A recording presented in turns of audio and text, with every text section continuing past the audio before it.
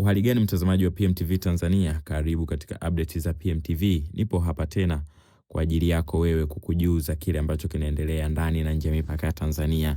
Sasa tulishuhudia wiki hii kulikuwa kuna mashindano makubwa ya fainali ya vijana wa chini ya umri wa miaka 17 kule Morocco, na tukaona timu ya hamasa kubwa ilienda, wakiwemo mashabiki mashuhuri hapa nchini Tanzania, lakini pia wabunge la Jamhuri ya Muungano wa Tanzania.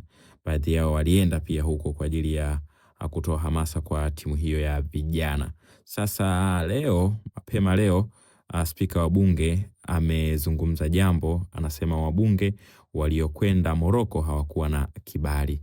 Spika wa bunge la Jamhuri ya Muungano wa Tanzania, Musa Azan Zungu, amesema wabunge waliosafiri kuelekea Rabat, Morocco kwa ajili ya kuishabikia timu ya Serengeti Boys hawakuwa na vibali kutoka ofisi ya spika.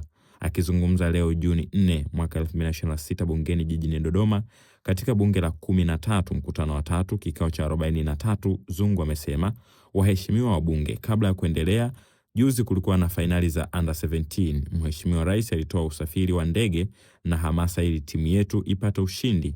Kwa bahati mbaya mpira una matokeo machungu, hatukufanikiwa. Pamoja na hayo, kuna wabunge walijiunga na msafara huo kwenda Morocco. Wabunge hao wote hawana vibali vya ofisi ya spika kutoka nje ya nchi.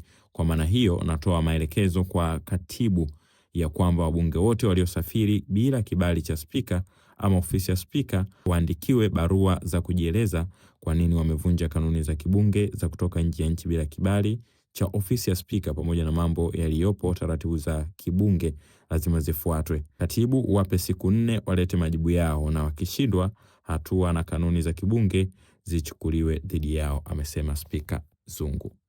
Nini maoni yako? Shiriki nasi kwenye comment hapo. Asante.